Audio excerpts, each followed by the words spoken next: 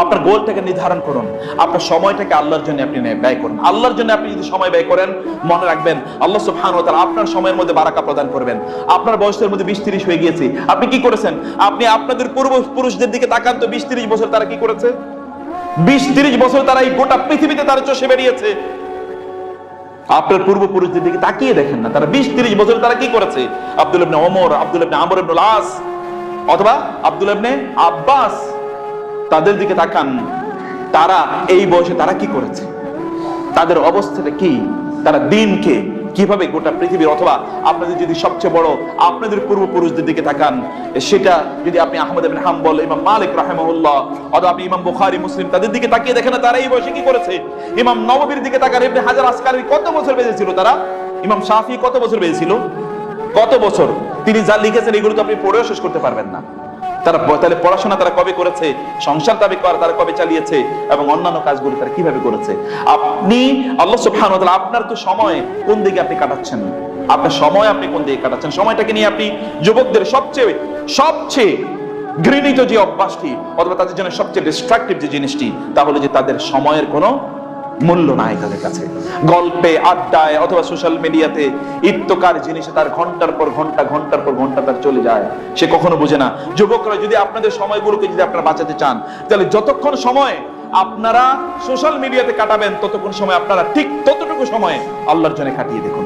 আপনি 1 ঘন্টা তো মোবাইল নিয়ে ব্যস্ত ছিলেন, 1 ঘন্টা কোরআন তেলাওয়াত করুন, 1 ঘন্টা সালাত আদায় করুন, 1 ঘন্টা দ্বীনি জ্ঞান অর্জন করুন। এই কাজগুলো আপনারা করুন। যুবকদের প্রবলেমগুলোর মধ্যে আরেকটি প্রবলেম হলো যে যুবকরা আজকে একটা জ্ঞানহীন জাতি, বিশেষ করে ইসলামিক জ্ঞান তাদের নাই। আপনি দেখবেন কেবলমাত্র দুনিয়ার জ্ঞান নিয়ে তারা প্রচন্ড ব্যস্ত, দুনিয়ার জ্ঞানে তারা প্রচন্ড জ্ঞানী। ইয়ালামুনা যাহিরাম মিনাল হায়াতিদ দুনিয়া ওয়া মা আনিল আখিরাতি হুম গাফিলুন।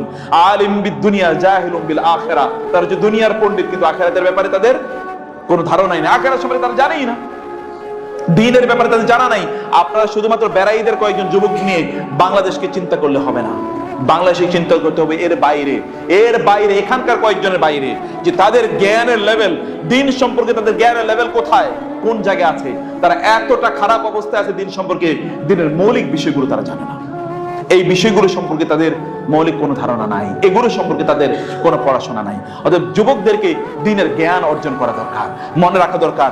মুসলিম যুবকরা যতদিন পর্যন্ত তারা আলোকিত মানুষে পরিণত হবে, তারা জ্ঞানীতে পরিণত হবে, যতদিন পর্যন্ত তারা হতে পারবে না, ততদিন এই সমাজকে আপনি উদ্ধার করতে পারবেন না।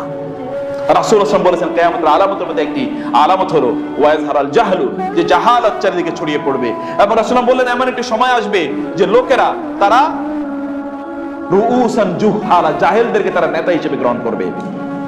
তারা তাদেরকে জিজ্ঞেস করবে এবং তারা এমন কিছু তাদেরকে বলবে যেগুলো না আছে কোরআন এবং না আছে সুন্নায়, এবং তারা নিজেরাও পথভ্রষ্ট, ফাদাল্লু ওয়া আদাল্লু, তারা নিজেরাও পথভ্রষ্ট হবে, অন্যদেরকেও তারা পথভ্রষ্ট করবে। Become enlightened and educated. আপনি জ্ঞানী হতে হবে, কারণ জ্ঞান আপনার সম্পদ, মনে রাখা দরকার। আল হিকমাতু দাল্লাতুল মুসলিম হাইসু ওয়াজাদাহা ফাহুয়া আহকু বিহা। রাসূল বলেছেন, জ্ঞান হচ্ছে মুসলমানের হারানো সম্পদ। আপনার হারানো সম্পদ, এটা আপনি যেখানে পাবেন এটাই আপনার, এটাকে আপনার নিতে হবে, ধরে নিতে হবে, এটাকে আপনার অর্জন করতে হবে। দ্বীনি জ্ঞান অর্জন করার জন্য আপনাকে সময় ব্যয় করা, প্রচেষ্টা ব্যয় করা, এটা আপনার কাজ।